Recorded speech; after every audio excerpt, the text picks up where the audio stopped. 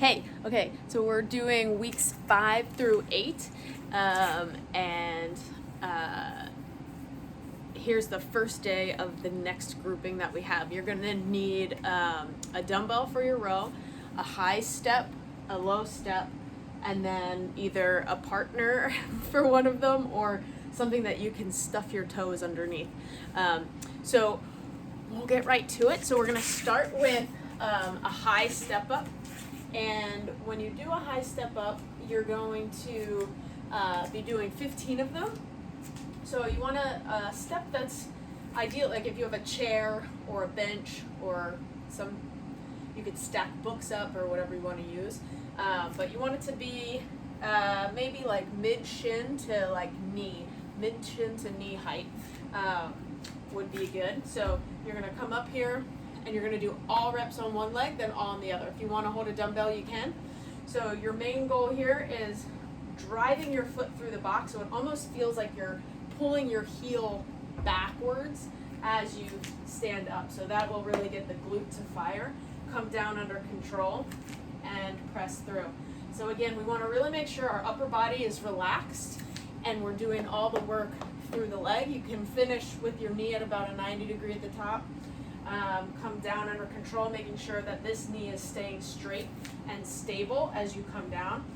So again, when you come down, you don't want any wobbling of this knee. So if I'm doing it from facing you, you don't want any wiggle as you come down. You want to stay strong, and the hip stays in line with your knee as you come down. It's under control, and then drive through your foot in the box, and then come back down. Again, your heel kind of almost feels like it's pulling back as you stand up, and then come back down. So you're going to do 15 on one leg, then switch, and you'll do 15 on the other.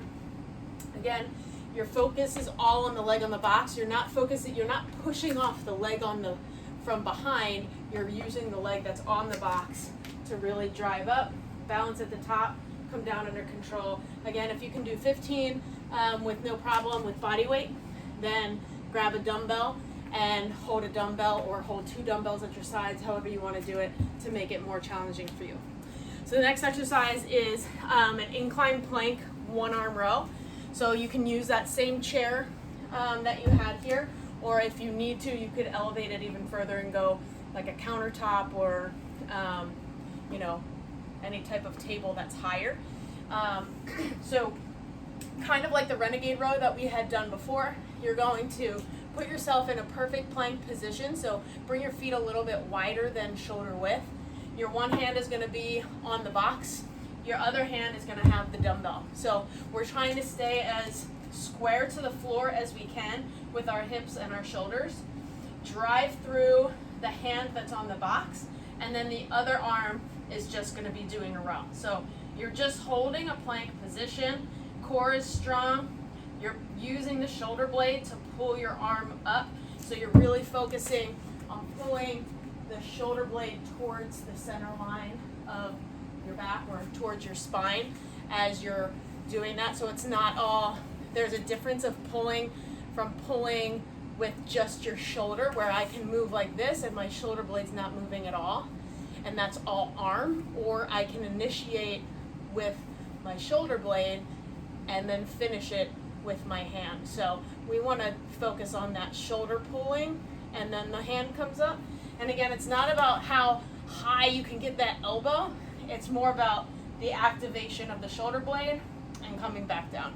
Okay, so you're going to do 10 on one side, and then you'll go 10 on the other. So again, hips and shoulders are square to the floor, driving through the hand on the box. Initiate with the shoulder to pull, then finish it with the rest of the arm. So shoulder, squeeze, and down. And we're just maintaining that perfect plank position as we go. The next one is the Glute Ham Fall. So this one's one where you would either have your daughters or whoever hold your feet down, so they're going to hold by your ankles and just hold your ankles down, or you could get 2 really heavy dumbbells, or you could jam your feet under the couch or something that's really, really heavy that's not going to move as you go. So if you notice here, I'm just going to stuff my feet underneath the dumbbells here. I have a folded up mat underneath my knees just for a little more cushion. when you come here, you're not going to be in a perfect straight line. I want you to actually break from your hips. And then from here, you're just going to fall forward till you feel like you might fall all the way down and then pull yourself back up.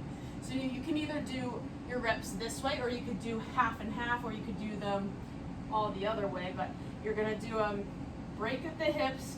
You're going to come down nice and slow and then pull yourself back with your hamstrings. The other option is to go down to where you feel like you're going to fall, let yourself fall, and then use your hamstrings as well as your hands to push you back up. So you're going to fight, fight, fight, fight, fight. Try not to fall, try not to fall. You fall and you push yourself back up. So you can decide which ones you want to do. You could switch it up. There's not really too much one better than the other. But if you do these rocker ones, rock forward, pause, and then use your hamstrings to pull you back. You really want to feel the activation in the back of your legs. So after you do 15 of those, you're going to go to a low step off. So you're going to have a low step here. I have a step and just one riser. You could use the step at the bottom of your normal stairs. And from here, you're just going to, again, it's more about lowering from your hips as you lower down. So you're not just dropping down. You want to kind of lower, control, and then drive through, again, the leg that's on the box. So you're coming down controlled, push back up, down controlled, push back up. So I'll do it on the other side so you can see.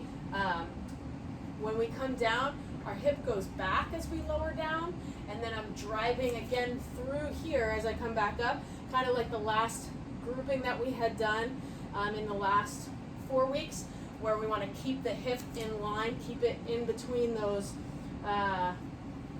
lines. If you were like driving or parking a car, you want to keep your hips in between the lines. They shouldn't be shifting out at all. So from the front, again, you're lowering your hips to lower yourself to the floor, drive through the leg on the box. Lower, down, and come back up. Lower down, and come back up, okay? So that's stepping off a box. Those are really helpful for building strength for running down hills. The next one we're gonna go to, so you do 15 on each leg of that before coming to the next exercise. The next one is a one leg hip thrust. On your paper it says bench one leg hip thrust. You had an issue with the bench hip thrust on the last one, so we're gonna take the bench part out of it. But we will do a one leg hip thrust. And since you have already been doing them, we're just gonna add a little twist to it. So you're gonna lay on the floor, and instead of just doing, one leg coming up and then dropping back down and doing your hip thrust that way, I'm gonna actually have you come all the way up, and then you're gonna just bring the leg out to the side and then bring it back in. You're not going super far out, you're just gonna, the leg that you're stabilizing on really has to work as that other leg comes out and pulls back in. So you're in a one leg glute bridge position, and the other leg is just teetering out. You'll do all your reps. You can do all 10 on one side and then all 10 on the other. So again, you're gonna come up into a glute bridge, you're gonna bring your leg straight up, and then you're just gonna let it fall out to the side and bring it back up. And meanwhile, this leg does not move at all. So the tendency is to want to counterbalance. I don't want you to do that. I want you to maintain right in a straight line. So your core has to work, your glute has to work, and then you're getting that in and out from the other side, okay? So 10 on each side of those. And then the last two exercises, we're actually gonna flip. So we're gonna first do the step-up bouncers. So for the step-up bouncers, you're gonna have one leg on the box. And so kind of like our first exercise with the step-ups, but now this is with no weight, and you're just gonna do bouncers. So I think you have maybe 15 per leg. So it's just an explosion up and down. So you're coming up, down, and right back up. Okay, so it's a quick, you're just bouncing off of that foot on the floor. The toes just bounce off, okay? Keep everything else strong and stable and smooth as you go. All 15 on one, then all 15 on the other. You could, if this does get easy for you, you could either add more reps, or you could do or you could add weight to that. I just find it's easier to add reps versus adding weight to that one specifically. So weight's for the step up where you can control and focus on your form, but because that's so fast, I'd rather you just tack on more reps and not do weight for that.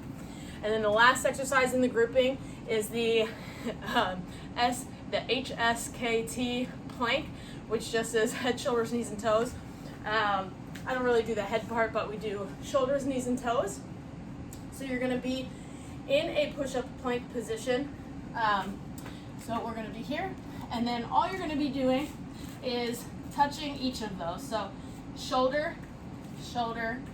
Oh, I do shoulders. It should be SH. That's what it is. And T. So shoulder, shoulder, hip, hip, knees, knees, and then toes and toes. Okay, so shoulder, shoulder, hip, hip, knee, come all the way forward, knee, come all the way forward, toes and toes. Okay, shoulder, shoulder. As we do that, we're making sure that we're not super rocking our hips. We want to stay as stable as we can.